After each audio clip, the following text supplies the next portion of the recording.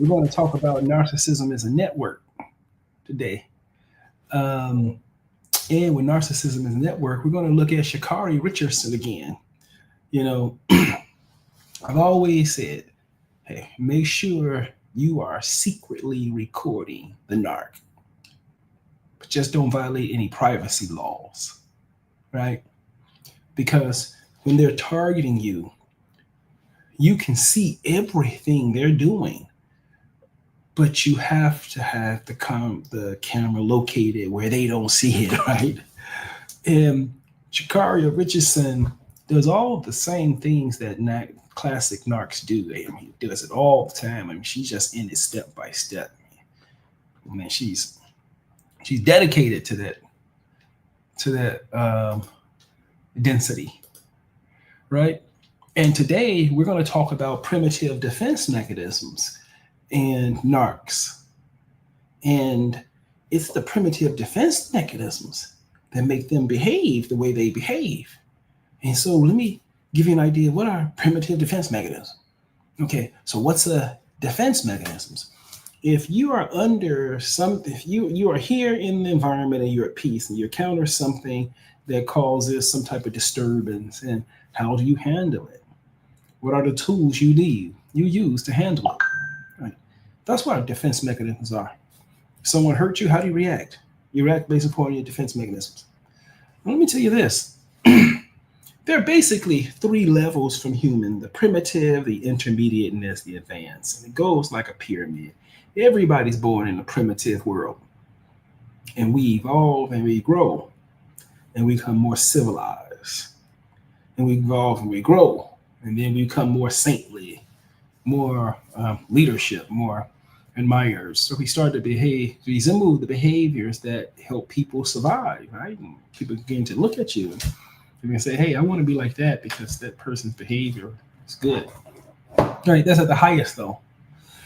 And so we're going to look at those primitive defense mechanisms and what they mean, you know. And it just so happens that these primitive defense mechanisms are present through like all mammals. I don't know if all, but they sort of behave like they all have the same defense mechanisms. When humans start to behave like dogs and animals, then they're basically using the same defense mechanisms. So first, I'm going to show just go do a Google search on explain. Okay, first let me try to give you a consciousness map so I can try and explain something. Okay, let me see consciousness map. And this is a concept that you can I find this very useful. And, I just search on Google. Anyone will do. It's the same concept. Anyone do map of concept. David Hawkins. Think nice. Okay, name of the level, right? Okay, look at here. Okay, you have the highs, intermediate, and then you have the lows. The highs and the lows. Now let's look down here at the bottom. This spectrum is absolutely necessary. Everyone develops from the primitive. When you're born, everything is new, meaning everything is black or white. It's either all good or it's all bad. If you decide to defend yourself against something that you consider all bad because your programming told you it's all bad, what's wrong with that? That's the problem with growth. Sometimes the program tells you something's bad when it's really not bad. And you react to it like it's bad. But remember, it's really not bad. You know what happens? It's only your interpretation of it. And your interpretation only deals with you and no one else. That's why no one agrees with you. And if you get into trouble, nobody's coming to your rescue. This is your world. This is your reality. And you're the only one in it. So in here, you look at this spectrum. This spectrum is necessary for all of life. And I believe it's far fewer people who make it up to this highest level according to this chart than at the bottom. The crowd is at the bottom. And this bottom is necessary. And this bottom is the primitive world. This is the concrete world. This is where all grief, apathy, guilt, and shame exists. It doesn't exist at higher frequencies. And so when you're feeling apathy, when you're feeling guilt, when you're feeling shame and grief, it's because somehow you've manifested your lower self, and that crappy ego and brain is doing the best it can to create the reality. But the reality has to have duality, either good and bad, because the processors are crappy, right? Let me give you an example. I bought an Atari. Atari. Let me see if I can.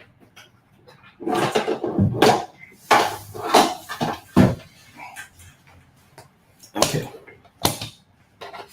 Man, this game was amazing.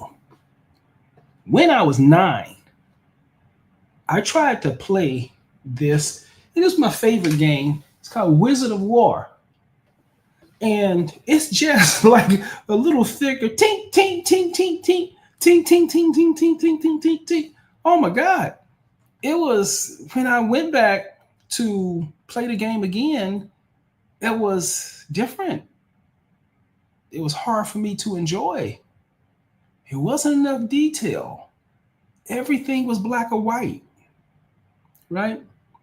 When you think about the new supercomputers and how they image, I think 5K images now, and that's not black and white. You see every interval in between. And because you can see every interval in between, you have a better understanding of what's going on around you, in the reality around you. And that's how you can make better decisions. But if you had a processor like that, you know the thinking is going to be black or white, good or bad. Same thing down here when you get to these lower densities, people who live down here. This is their world. And many of the suffering you've had is because you've been at a higher frequency and you reach down and enter the reality of someone with a much lower density and conscious levels than yours. And when you leave your reality up here with the gods and you go down there with the animals, you better be prepared to suffer. Why? Because this is the only thing that happens down there. Why? Because this is a reality. Why? It's like a compartment. Why? Because this is where the majority of people who are living. This is the reality of the majority of the people who are living occupied. There's nothing wrong with the bad thing, with the quote unquote bad things they're doing. That's in their reality. If yours is higher, don't go down there anymore. This is why detachment is always the answer. Let go. Don't try to fight down there. It's perfectly messed up the way the source that's given of all life created it. It's there for a purpose.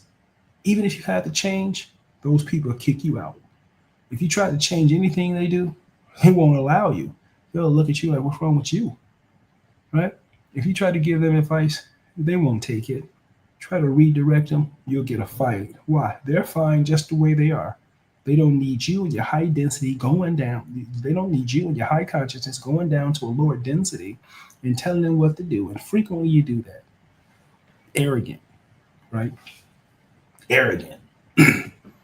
Don't understand anything. And it's also something very important to understand. And in this lower density here, you only have the victim. Victims only exist down here. That's why when you engage with any of them, whenever they get what they want, then they exit via victimhood. You did this to me. You did that to me. He's this, he's that. This is where the narc lives. This is where the psychopath lives. This is where the sociopath lives. This is their reality. This is their territory. I suggest you not go in it. And what do? They did this. They did that. They did this. They did that. Victimize. And these narcs are so sick that they'll pretend they're your friend. They'll pretend they're close to you just to be able to write the narrative to make their exploitation about you easier to believe. If they believe you're friends or things like that, then it's easier for them to exploit you. And that's what these sick people do. So down here at the bottom, you only have the narc down here, and you only have victims out of here. And this is the lowest level that you can exist. Why? Because you're using the very primitive brain. This is called, down here, it's called survival of the fittest. Let's see here. I was going to do that. Okay, then.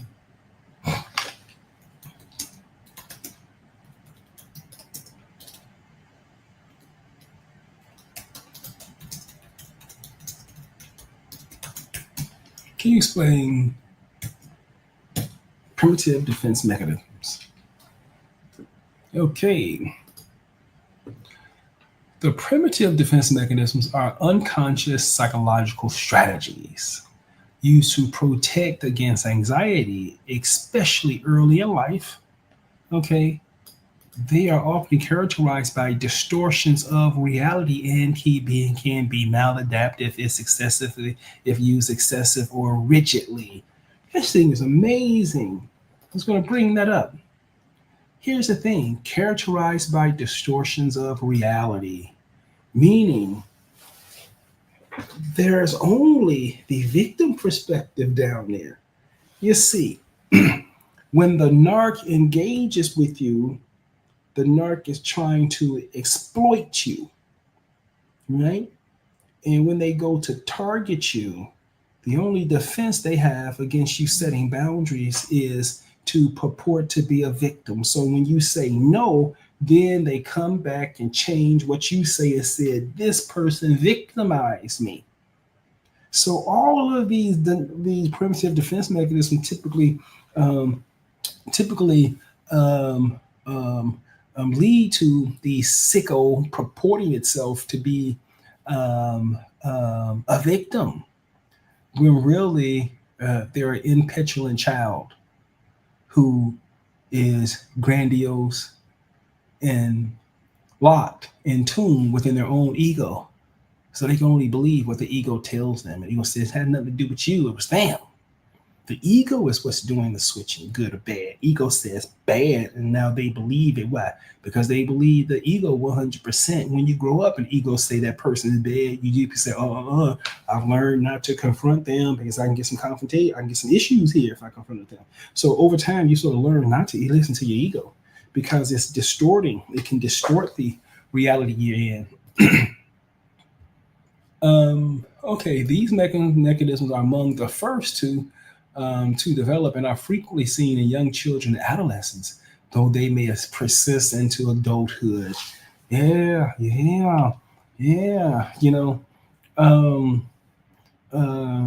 when you're dealing with a narcissist, sick people, you know, they got their group in the background and they only deal with you when they're ready, you know, when they have their strategy, when all of them are capable of participating, and then they come up to you, and here are the things, here are the fruits.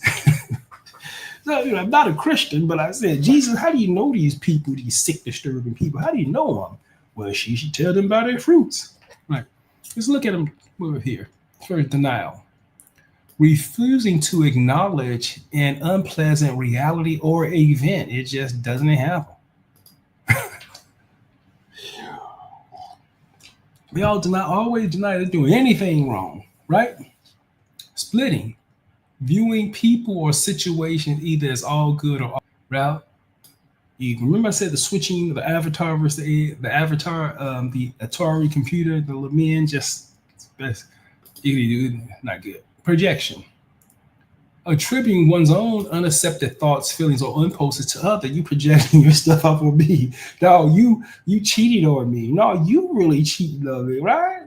You cheated on me. Something you crazy, right? So get you crazy. You know, that's one of the things that narcs do all the time and everything. When you set boundaries with them and when you won't comply to these idiots, when you know they're children, you know they're petulant, you know what they're going to do. All right. It's interesting that They project their issues on onto you and start spreading rumors about them through you. These people are sick. Okay, idealization, overestimating the positive qualities of someone or something. Overestimating, right? So remember during the love bomb staging when you with a narcissist, they come in, they idealize you. They help you understand what it feels like to be the center of attention, to be in control. And who out here in our society is not having difficulties with interpersonal relationship? It's crazy out here. It's like the Wild West, right? But that's what idealization is. They initially they meet you and idealize you basically in the love bomb stage. Remember when I said they offer nothing of any value? So all of the torture devices they have is usually have something sparkly and something shiny on the outside. It's there to lure you into their torture device, but they mean harm and only harm. And the sparkling stuff, they probably didn't even pay for it. They probably got you to pay for it somehow. Next, regression, reverting to behaviors or characteristics of an earlier stage of development, like throwing a tantrum when frustrated, right? So you set that boundary for the narc, boom, they regress, and oh my God, childhood victimology comes in there. You did this, you did that. And then what do you have to do? They have to go to whatever network you're in and sort of start splitting with your boss. And they go with a narrative of victimhood. They did that to me. So you have to understand very clear boundaries, right? Because they are going to target you that way. And they all do this knowing that there's a percentage of them going to hit. They know that. People are sick people. They'll do it just keep your percentages up. Acting out, expressing unconscious impulses or feelings through actions rather than words or thoughts, like fighting, like um, destroying, starting rumors. Narcs love to do that, particularly in workplaces and things like that. They love to sit back in the background and start rumors and things like that because those are hard to identify, but over time you get your team together. And once you understand narcissism is a network, all you need is one person to understand that, and they will be able to identify everything this sick narcissist is doing because now you have an observable ego and they don't know. So you make sure you record. Don't violate any privacy laws because when you record these sick people, it becomes obvious exactly what they're doing, but you never let them know, and they're recording you. So you keep your archives of sick narcs and what they're doing behind your back. Dissociation, detaching from reality, which can manifest as a sense of unreality or detachment from oneself. Sometimes these people are just not there. They just not there. Okay. Um, so now these are those are not all of them, but these are very basic primitive defense mechanisms. So if you see anyone displaying these type of symptoms, then you have to be very careful. Inherent in these symptoms is duality, means that everything is going to fall apart. I mean, there's nothing good that can ever come out of here because at the bottom, things are taken apart. You have to improve to a higher level of consciousness where things are sort of restored. Let's say at a certain point, restoration, and then beyond that point, it's sort of dismantlement. That's how I look at it. I couldn't help but just go back to some of the points of the Sha'Carri Richardson video, because this video, it shows her how she's gaslighting, how she's using projection, how she's splitting, how she's intimidating people, intimidating the victim. It shows the discussion I had yesterday was about that the healthcare system and these systems are not prepared to protect victims against narcissists because the systems are designed to treat individuals. And you will be attacked by a network.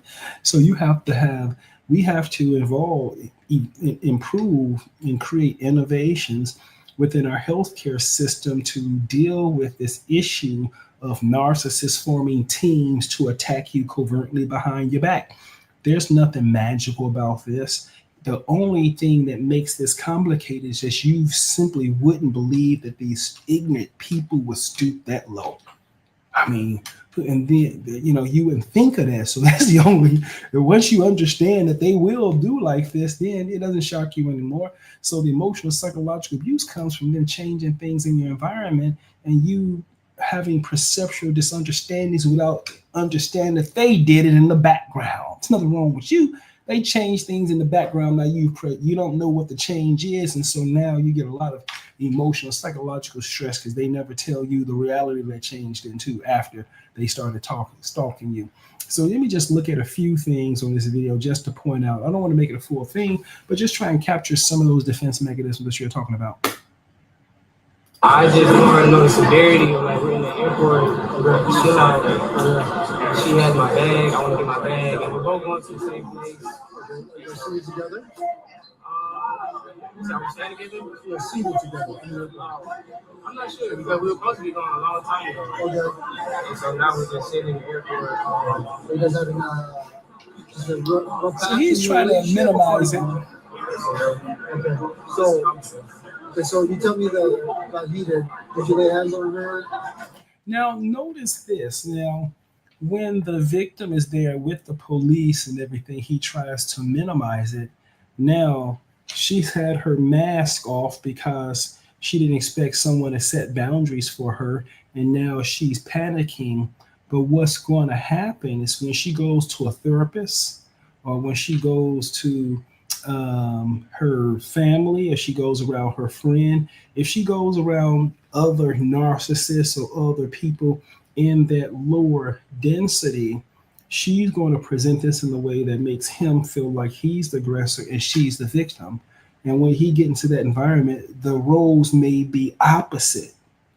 So she's going to be the victim. She's going to be the quiet one. And he's going to be the one that's angry, the one that's upset, the one that's want to be heard.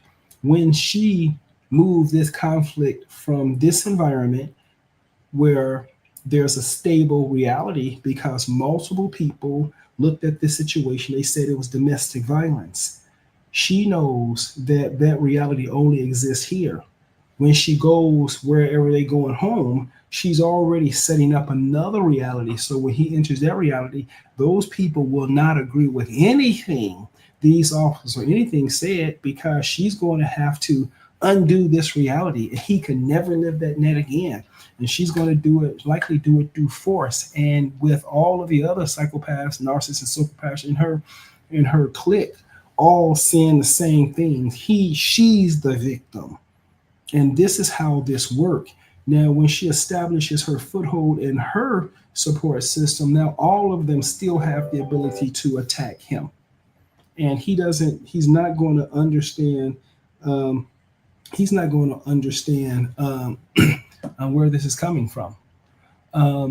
So let me just make that point. She didn't lay hands on you? You sure? No pushing or hitting?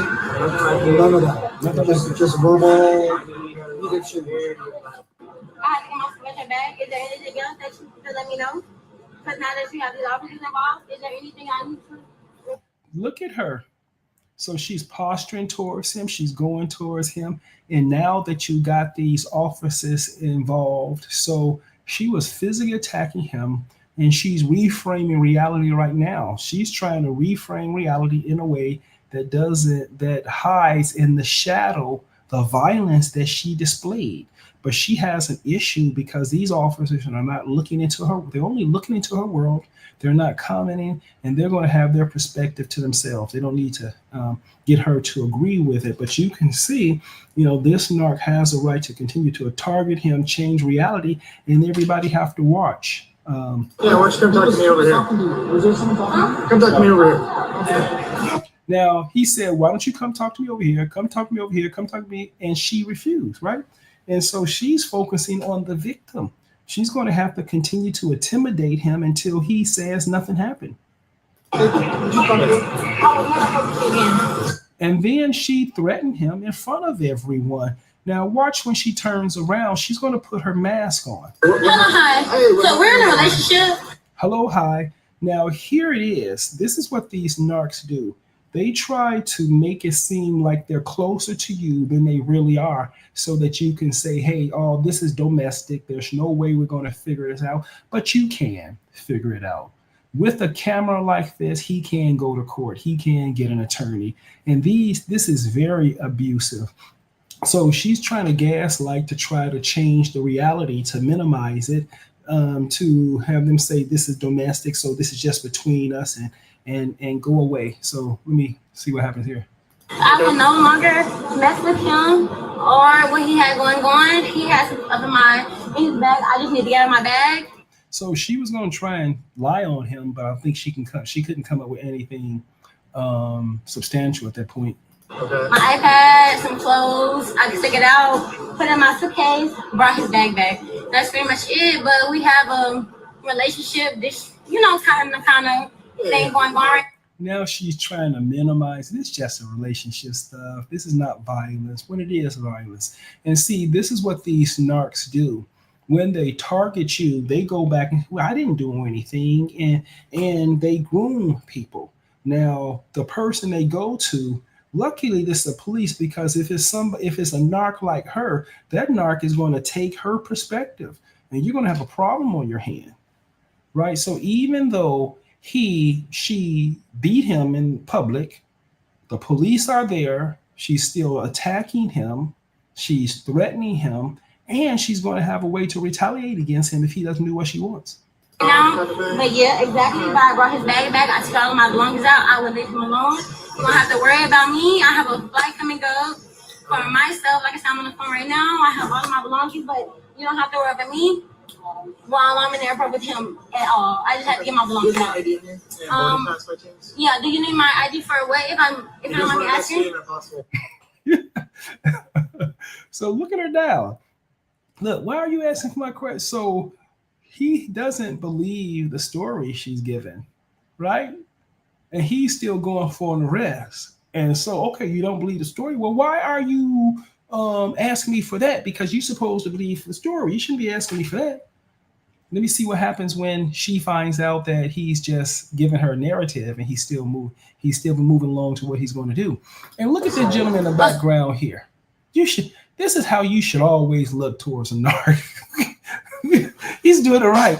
If you have any facial expression towards these people, you should watch her. Now it gets serious. Her face gets serious now that she realized her gaslighting isn't working. So, Christian, I insulted you. Christian, I insulted you. Okay. Oh, now she's saying, okay, don't you ever tell anybody what I do to you, even the police, right? And I'm glad the officer is stepping in there to protect him. Okay. I'm so sorry. I'm just making sure. Okay. One of the TSA people, because I can definitely have evidence of him assaulting me if possible. Remember when I told you that they always record you secretly? Because what they want to do is always use that recording. And had this not been recorded, then this gentleman, this kid, this young guy would be in this relationship with this malignant narcissist who a lady who appears to be a malignant narcissist, who's been recording him and going to lie on him, showing to the police as a way of getting him in trouble when she's beating him in public. These narcissists do sick stuff like that. And they look at her. Okay, but like I said, yes, I do. My name is Sha'Carri Richardson. I do have my ID. Now she's trying to lose clout now. Yeah, but I would definitely leave him alone. There's nothing that I want to do with him anymore. Like I said, it was a relationship thing. I need to get my stuff out of his bag. On the same flight, or? We are later on in the day. We are later on in the day. Having put my hands on him. We had an argument. I will be honest about that. An argument, and that's pretty much it. The argument pretty much is a liar. He lied about a couple things just personally, just in a relationship. Devaluing him. Remember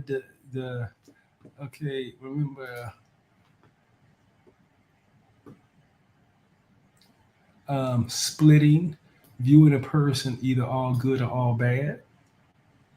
Okay, she's in denial, refusing to deny that she even did anything, right? And then projection, she's projecting her own unconscious feelings and behaviors onto him, right? And she's going to try to idealize herself, and she's going to try and idealize the cop first, right? Look, regression. She's reverting back to characteristics at earlier stage of development. You know, this lady, she won an Olympic gold medal. I mean, she is a champion. I'm so sad to see her regress to this point, but I don't think she's actually gotten out of the primitive defense mechanism. So to me, it's what it is. Had she gotten to a higher level of psychological emotional development and then regress down there, then I would feel sorry for her. But this is where she lives. This is how life is for her. So instead of taking responsibility for it and just shutting it down, she's going to try to maintain a dual reality. So she has the one that everybody saw, and then she has the one she wants to create. Right. And then she wants the people to sort of decide on which is which, but she just made hers out of thin air. Right. Acting out unconscious impulses of action, whether than words or thoughts. Acting out. She want to beat him down and she want to embarrass him, humiliate and push him, and he can't get anywhere. And she's just going after him. Then if he calls the police, she's going to go after him even further. Detached from dissociation, detached from reality, which can manifest a sense of unreality or detachment from oneself. Look at her facial expressions and how they jump from character to character, the victim, then the hero, and then the pleasant young lady. Then she goes to the woman narrative. She does everything here. Let me see. Pretty much, officers can't understand what a relationship is about, but he lied. He's a liar. And that was something that I kind of just grasped and emotionally.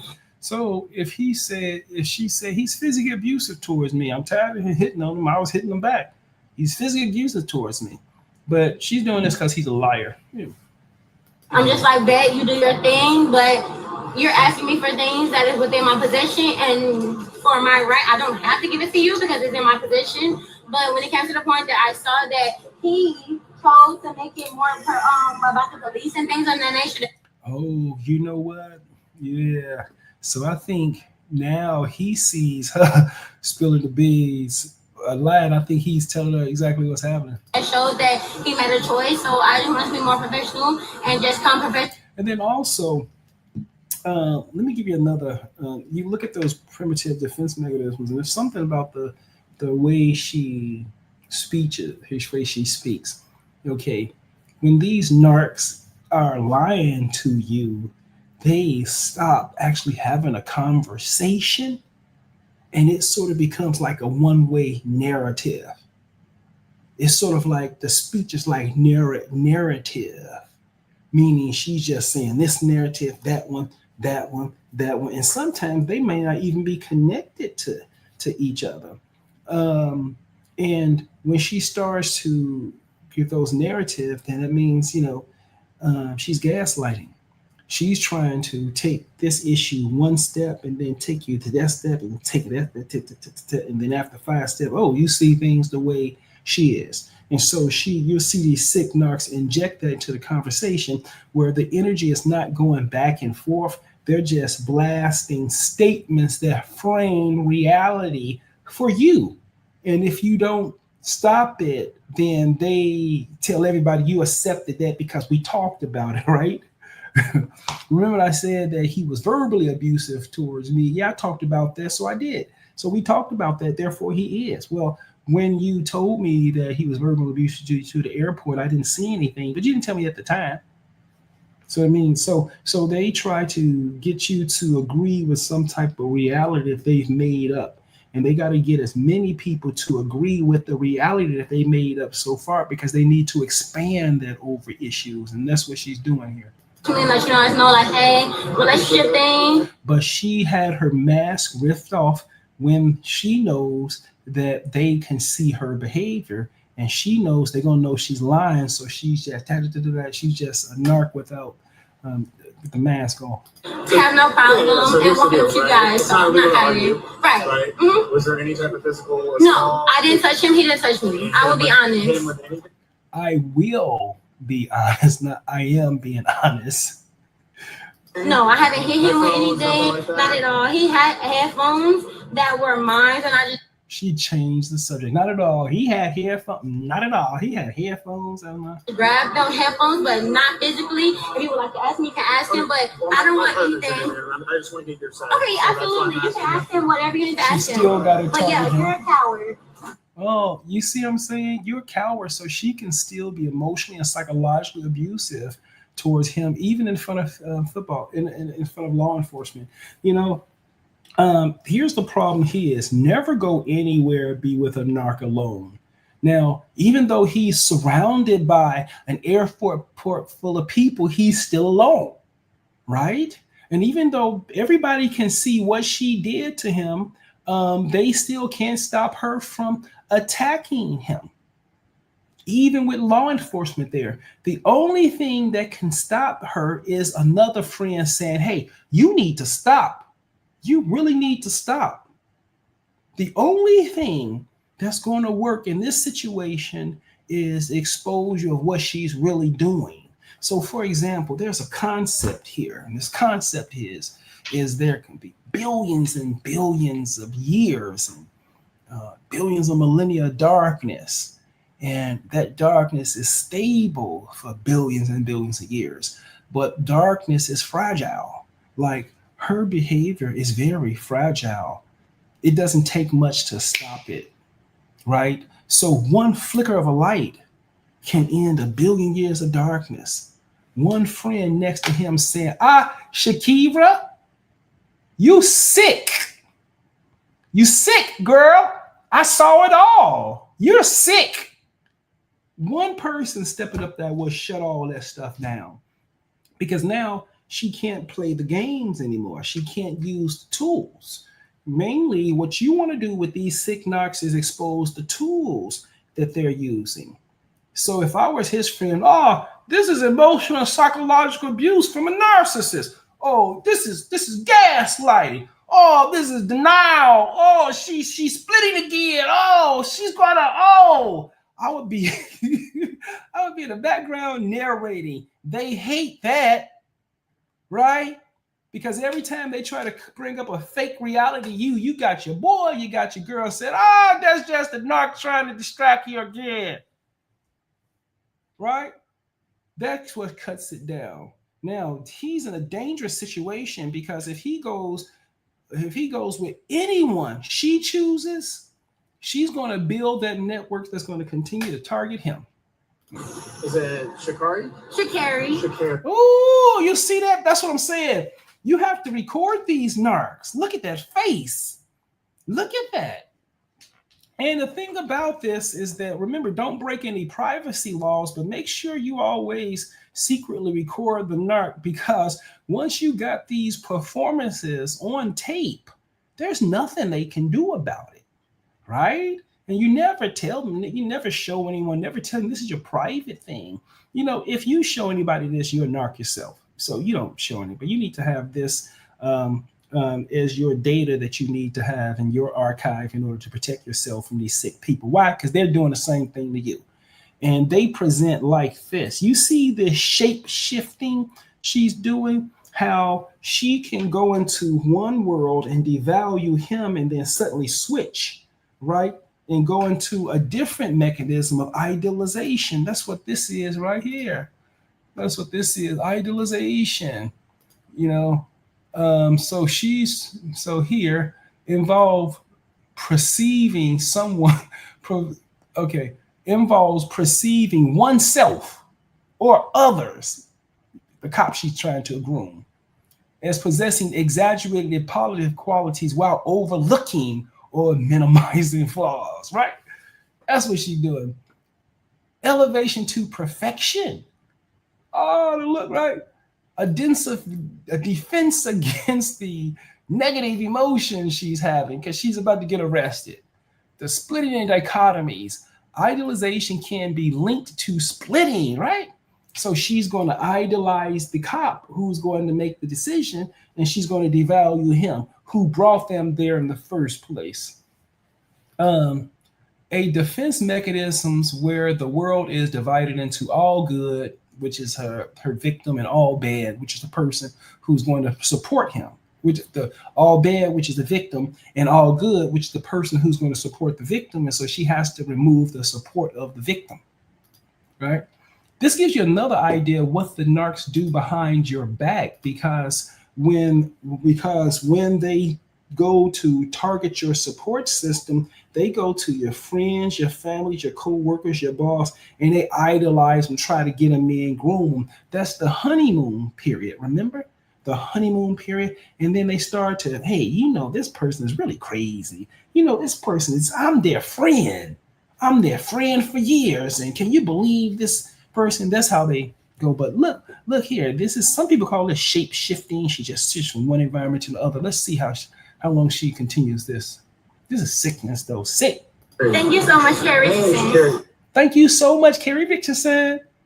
What's your phone number? Yes. And like I said, I didn't have a problem cooperating because, like I said, it was some relationships. I don't have a problem cooperating. She's framing reality is the only thing you've done was obstructed what's going on. You've threatened people and things like that. But she is framing the situation as if she's not doing anything at all. Now, if the police, if that friend was over there, that friend would say, yes, you are. You're just trying to minimize the situation in order to get out of your emotional, physical, psychological abuse so you don't go to jail. That's what the friend needs to do. Why? Because if no one says anything, she accepts that as the new reality. So she's going to come and say, hey, there wasn't anything. I've said several times I cooperated. There wasn't anything. She's going to create her own reality. And when they go to grab her or to put handcuffs on or something like that, she takes any of those situations, and now she reframed it and she says, okay, despite me not being put in resistance, none of that stuff, they still handling me that way. So she is still laying traps for them as they will go proceeding through her rest. And so I think she's still building the structure so that she can reframe their interactions with her and file complaints and false complaints, or try to escalate the situation even further to prevent them from taking her to jail, right? So that's why I came up. Do you give your boarding pass by chance? Just so I can just take a photo of that? Absolutely, yes. And you can come. And you see how she's still focused on him. That's the thing about this narc. When you catch them like this, you're going to see how there's an obsession they have with you. You're going to see them constantly checking in on, watching narcs like this for years. You just see them, watch them checking in. Plus, when you have your back turned and they believe that you can't see them, but outside their awareness, it seems they always have this creepy, like perverted looking smile, like they finally gonna get you. I got your eyes, I got you behind your back and can't see. I'm gonna get you. It's like they get some type of energy or satisfaction just by seeing you in a vulnerable position. But once you got them like this, you got the narc forever, right? Take me whenever you need to. Whatever you need to. I'm trying to be helpful. Now, this is my guy here. He does it right. That's how you should look at a narc. You just look at them and don't get involved in their world. Don't try to answer questions back. Don't try to make the situation better. Don't try to give advice. Don't try to defend yourself. Don't try to help them understand. Don't try to de-escalate. Watch. And if it falls apart, it was supposed to have fallen apart. And if you watch it part apart, I think you should say, hey, that fell apart perfectly.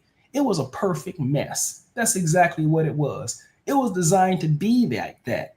Why? Because you're at the lower densities. And why? You were never supposed to be there in the first place. You're supposed to be at a higher density, right? If you stay up there, these things don't happen up there. Look at him. Perfect. Perfect. Look at him. Perfect. That's a perfect man right there. Right here. This is my boarding pass. This is the one that got delayed. So this is, I want to say my original one, and this will be under arrest right now. This is Pod 5. But anyway, okay, I think we're at 45 minutes. I think that's all I wanted to go to today. Okay, so remember, let's just go through these primitive defense mechanisms. So these primitive defense mechanisms are the ones that we're all born with, right? But then we grow out of those into more of an intermediate, the next stage of them. And we don't want to use those anymore, right? Now, that is actually a compartment. It's the lowest compartment of reality. It's very necessary because it removes everything from the system. It dismantles everything. If you put all of those things together, just put a bundle around all of the people who use primitive death mechanisms, all one group, put a bundle around all of them, and now you have the global human removal system. We're going to put it all together at work, put a bound by everybody up. That's the global human removal system. And I suggest you stay away from it. And the only problem we have is that all of these pieces are distributed ubiquitously everywhere, and we can't identify who they are. But we can if we identify their fruits, the primitive defense mechanisms, because that's the only thing they can do. And the reason why is because that compartment is the primitive compartment, and there's only one type of person who lived down there. That is the victim, right? The victim lived there. That's why whenever you have an encounter or conflict with these people, they're trying to set you up by exploitation through what? Victimhood. They did this to me, and therefore you must do this. They did that to me, and therefore you must do this. So their interactions are always there to exploit you. And they put on performances, they go on missions, they do everything behind your back just to get the heads up for you. And these people are sick. They're disturbing. And there's no way you're going to survive with these. All right. So that's it for me. It's at 46 minutes. I think that's all I have for today. And I don't think I'm going to take on any questions. I got a few other things I need to do today, but I don't think I take on any questions. So like, share, and subscribe if you can. And we're going to do more on the series of defense mechanisms and things like that. So next, we're going to go to more of the intermediate stage defense mechanisms and the highest defense mechanism. What is that? And if you want to reach anything, make sure you try to get to the highest defense mechanism. And most importantly, for only a few of us, we want to make sure we escape the ego and get freedom from all of this stuff anyway. It's possible to escape the ego and just stay distant from all of the suffering that happens here. So this is Read Out. I'll talk to you later. Please share, like, and subscribe. Read Out. It's a pleasure talking to you guys. Take care.